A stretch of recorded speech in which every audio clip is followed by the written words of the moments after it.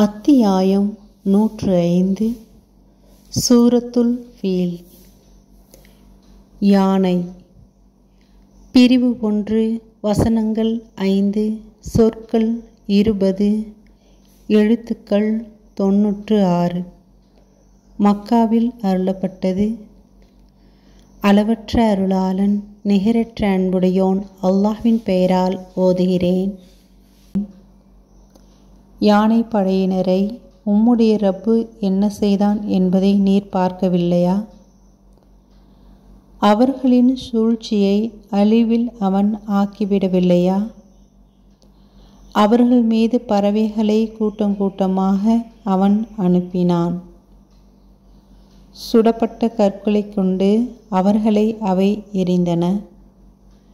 பிறகு மென்று தின்னப்பட்ட வைக்கோலை போன்று அவர்களை அவன் ஆக்கிவிட்டான்.